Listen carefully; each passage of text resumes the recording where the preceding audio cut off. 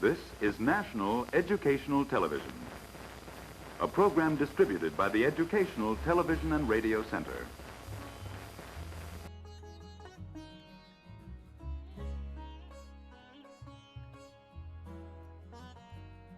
The Religions of Man with Dr. Huston Smith.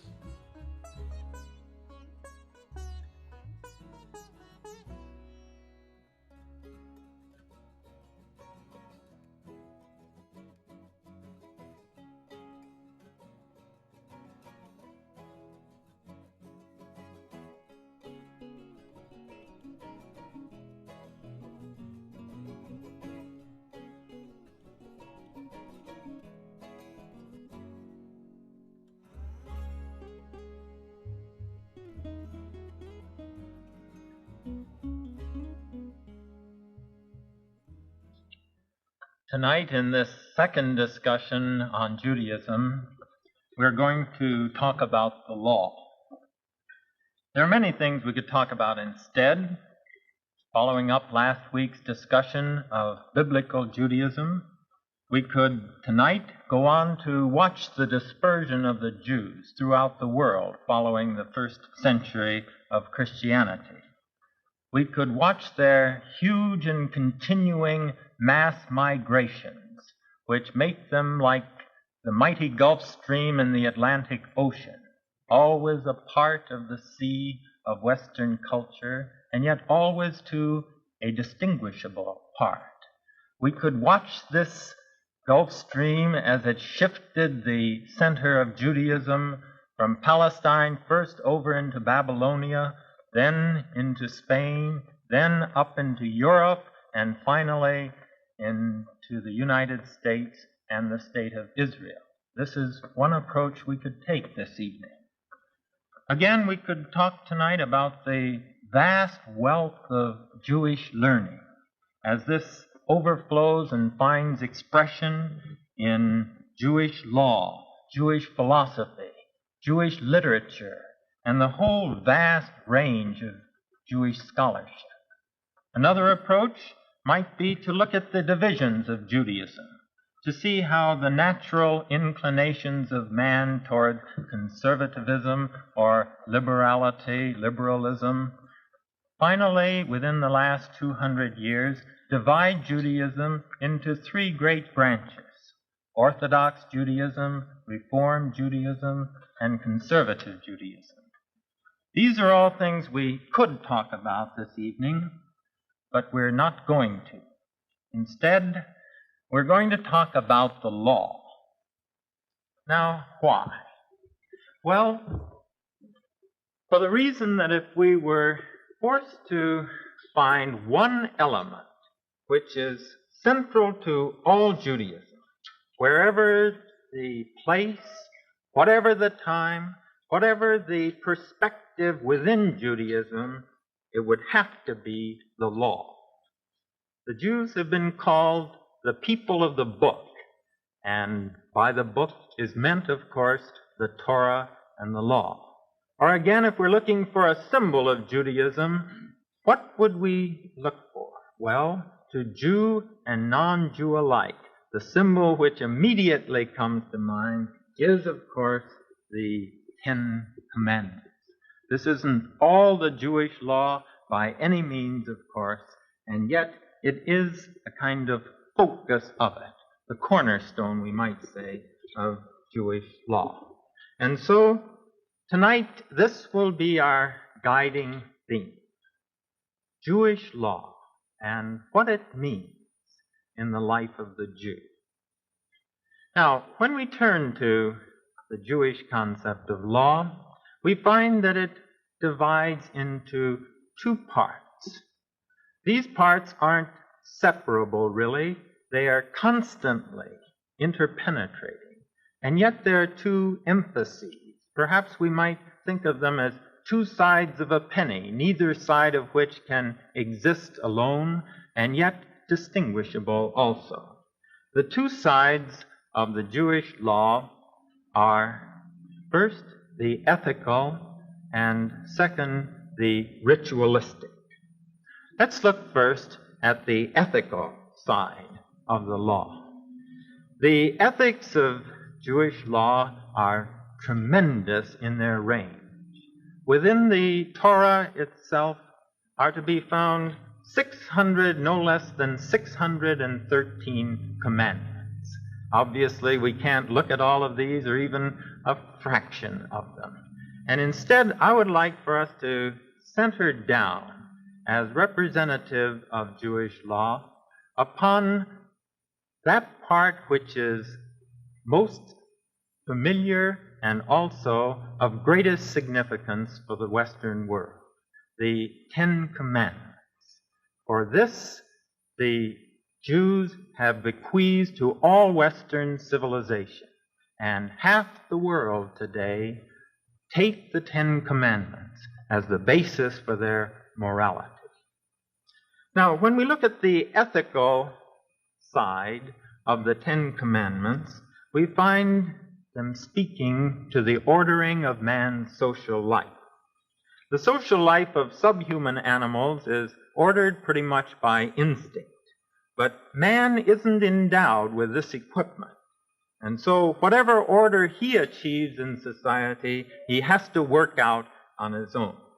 Specifically, there are 4 areas of life in which people come inevitably into contact with one another and hence into potential conflict, and so 4 areas which inescapably call for regulation. These are, first, the area of force; second, the area of wealth; third, the area of sex; and fourth, the area of the spoken word.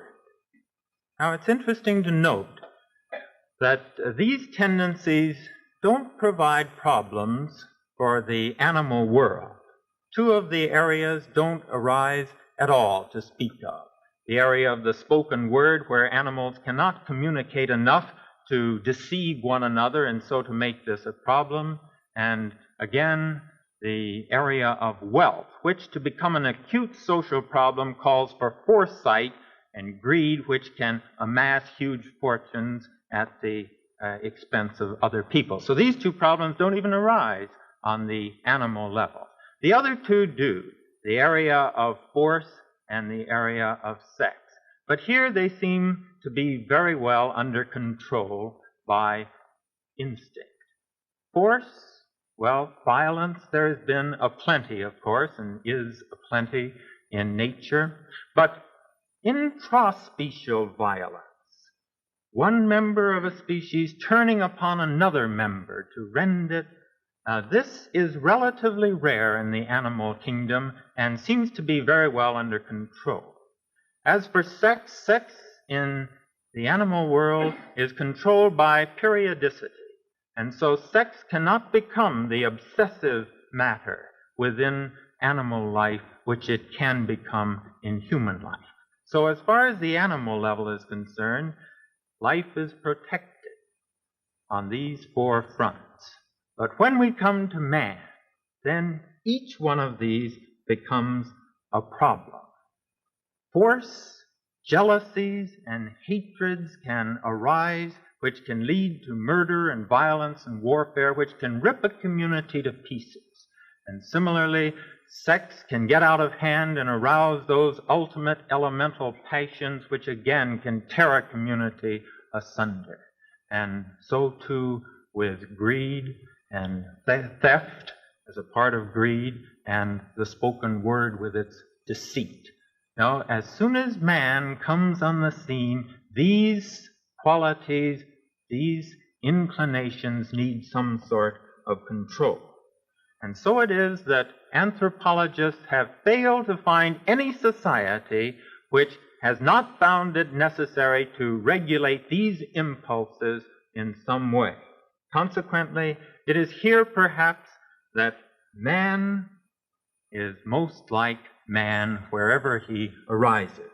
Here, 20th century, man is kin even to the aborigines, even to the primitive, in that both societies must regulate these drives if society is to continue. Now, What do the Ten Commandments say about these things? What they do, in effect, is to put under each one of these phases of life the minimum floor without which social life is impossible. It is theoretically possible to conceive of a society in which people would regard force as purely a private matter. I shall do with it just whatever I please. And the same with wealth. I shall make my pile as big as I can by any device known to me. Similarly with sex, I shall view it purely as a private pleasure, and the word, I shall use it as a means of getting my way, whatever this requires me to do. It's conceivable that people would live on the level of complete anarchy as far as these moral factors are concerned. But note, if ever a society comes into being which tries to get along on this basis of complete anarchy, it reads itself out of existence. Anthropologists, remember, have found no such society. They just don't stay around. Now, the Ten Commandments, then, come in on each of these fronts to supply the minimum level on which social life is possible. With regard to force, what the Ten Commandments say is not the last word on force, but the first and minimum and indispensable word. They say, in effect, you can fuss and you can fight and you can bicker and bite and scrap all you please. We won't approve of your doing that, but nevertheless we won't get the law after you. But there's one thing which you must not do, and that is killing within the in-group, because that sets going the awful social cancer, the blood feud, and this we found will rip society apart. Therefore, thou shalt do no murder. Similarly, in the area of wealth, what the Ten Commandments say, again, is not the last word. They say, in effect, you can make your pile as big as you please, and by any means of cunning that you want. Again, we won't approve of your cunning, but we won't get the law after you at that point. But again, there's one thing which you must not do, and that is direct pilfering off the other guy's pile. If we catch you at that, we'll get after you, because this again rouses the passions which spring from the sense of unfairness.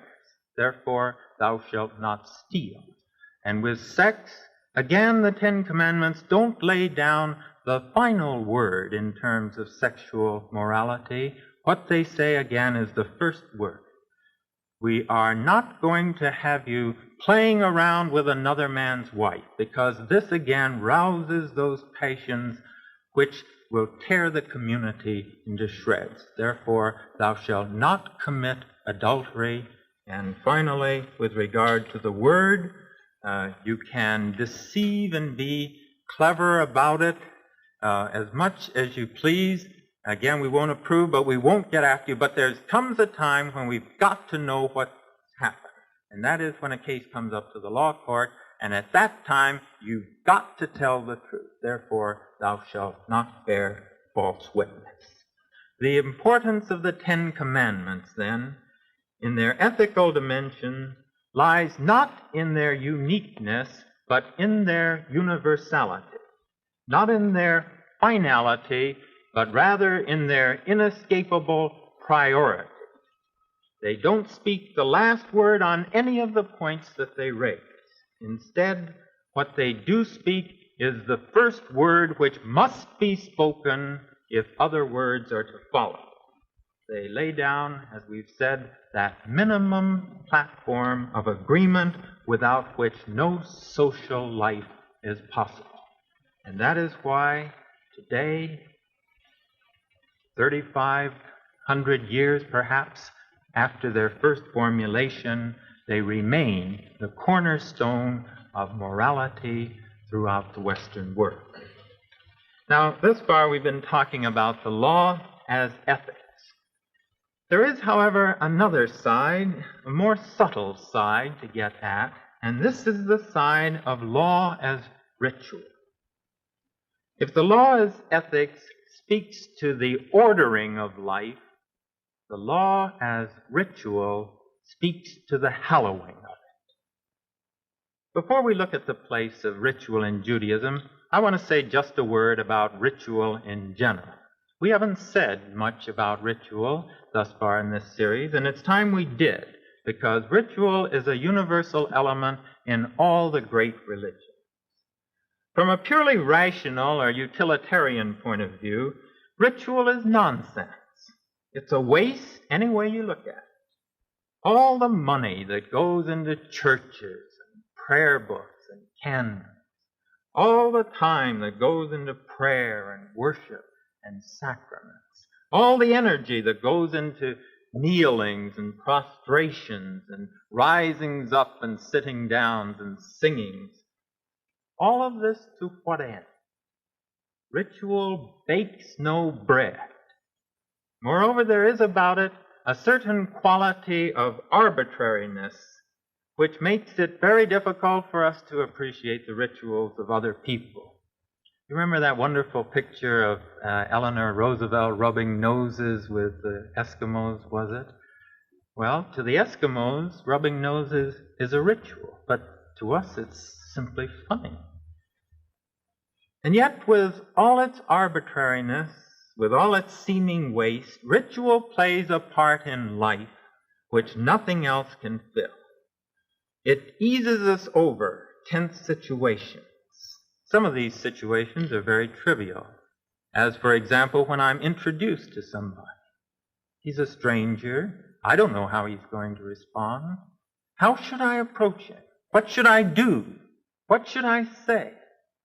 Ritual comes in and tells me. It tells me to extend my hand and to say, how do you do? I'm pleased to meet you.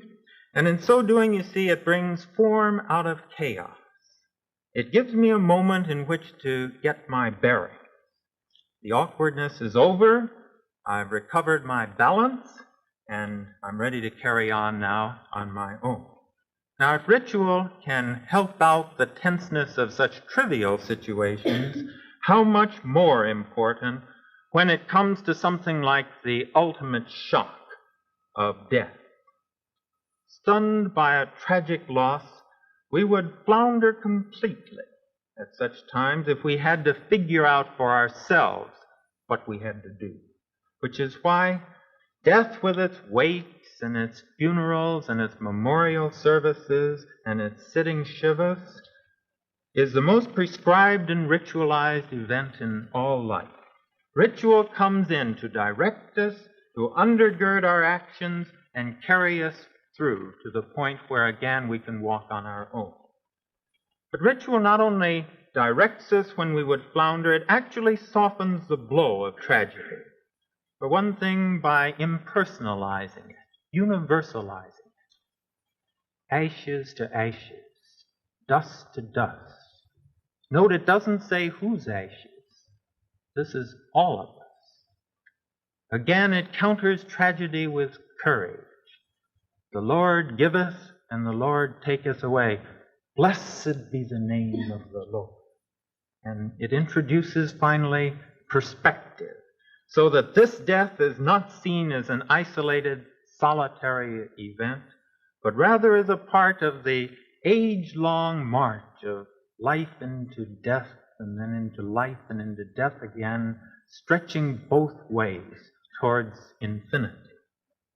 We've seen how ritual can come in to ease the pain of life, but we mustn't overlook the other side, the way it can come in to crown its joy. A marriage ceremony, an anniversary occasion, or a simple thing like an evening meal, the best meal of the day, when perhaps for the only time during the day, the whole family is together again. And a blessing becomes more than simply a device for getting the children into their seats, much like you get horses into the stalls so that all can begin the race together. A blessing becomes not that, but rather the hallowing of the meal. far from being dead weight. Ritual in such moments as this is a celebration of life in its unspeakable goodness. And now, against this background of the place of ritual in all life, let's turn to the place of ritual in Judaism. This is one of the points at which Judaism is most misunderstood, especially by Christians. Christians see the Jewish law so much through the conflict between Jesus and the Pharisees, or through the eyes of Paul, who spoke, you will recall, of the curse of the law, that it's really difficult for Christians to see what the law really means in Judaism. Now, I'm not saying that there's not some point in some of the things that Jesus said about the law or some of the things that Paul said. But what I am saying is that whatever truth there is in their words speaks to abuses of the law rather than to the conception as a whole. And it is always, of course, unfair as well as unwise to judge something by its abuses.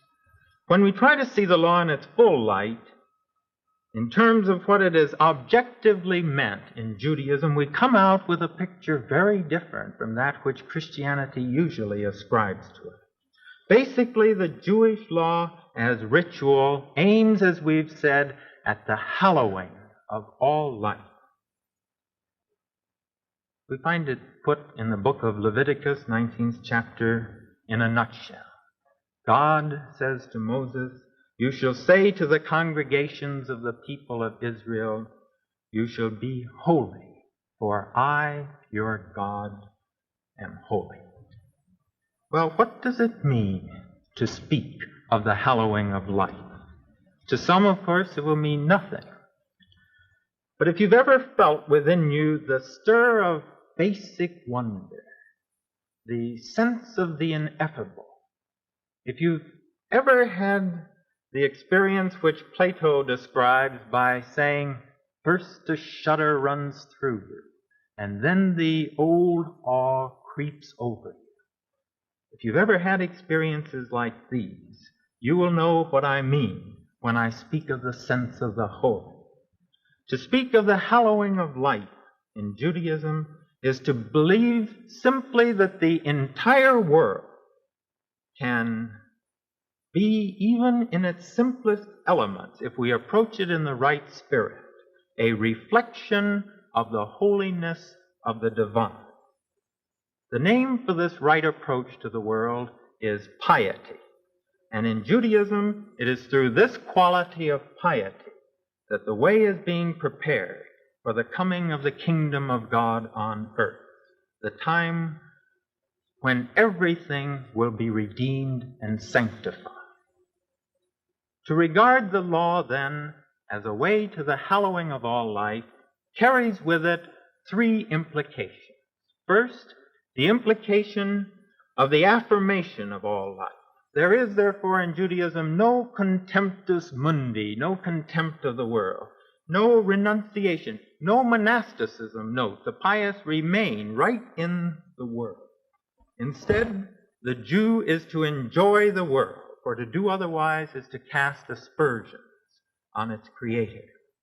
To rise in the morning upon seeing the light of a new day, to eat a simple meal, to see a rainbow or a beautiful view, to watch the day slowly turn into evening. Even the small things like these are to be seen as sacred and can disclose the ultimate meaning of life to those who can turn inward upon them. The second implication of the law as the hallowing of life is that he sees the whole world as belonging to God and symbolic of him. And so to enjoy the good things of life, most of which do come to us apart from our own efforts, without lifting these things to God would be totally wrong. To eat or drink without first making a blessing over the meal is compared in the Talmud to robbing God of his property. And so throughout all Judaism runs this double idea. We should enjoy the goodness of life while at the same time sharing this goodness with God. And so Jewish law sanctions all the good things of life: eating, marriage, children, nature, while elevating all these things to holiness. It teaches that man should eat, that he should prepare his table in the presence of the Lord. It teaches the man should drink, that he should use wine to concentrate the Sabbath. It teaches him that he should be merry, that he should dance around the Torah. Finally, the hallowing of life calls the Jew to partake in tradition. The religious response to life never springs from scratch. It always has about it some historic quality. Deep are its roots, deep into the past, where it taps the treasures of the century. And so it is that in Judaism, the most historically minded of all religions, it finds holiness and history inseparable. It finds tradition in the sanctifying of life inseparable. The Sabbath Eve with its candles, the Passover feast with its many symbols, the ram's horn sounding the new year, the scroll of the Torah adorned with breastplate and crown. From his tradition, the Jew finds nothing less than the meaning of life in these things, a meaning which transcends the centuries. It comes to him when he recalls the tragedy of his people and realizes the price of their survival, when he senses the love of God and Torah, which the Jew held in his heart when he lived in the spirit of holiness and died with a song on his lips. In the words of one Jewish philosopher of our century, to live the law is to live within time the life of eternity. We've been talking tonight about the law in Judaism. Our time is up, and symbolically we're ready to return the law to its place in the ark. When this time comes in the traditional synagogue service, the people recite a line from the book of Proverbs. Speaking of the law, they say, "It is a tree of life to them that grasp it." There's a deep purpose in this imagery in liking the law or the Torah to a tree, for a tree is symbolic of life itself, of the miracle whereby inert elements in sun and rain and soil are absorbed and transformed by the creative force of life itself. And so too, say the Jews, with the law.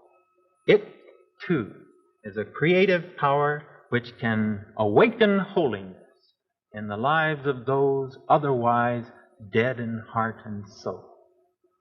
It is a tree of life to them that grasp it.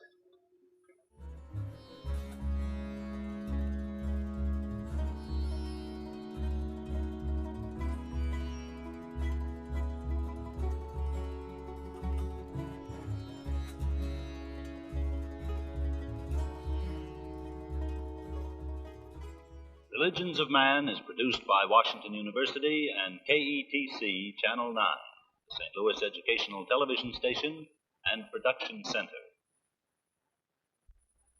The preceding program was distributed by the Educational Television and Radio Center.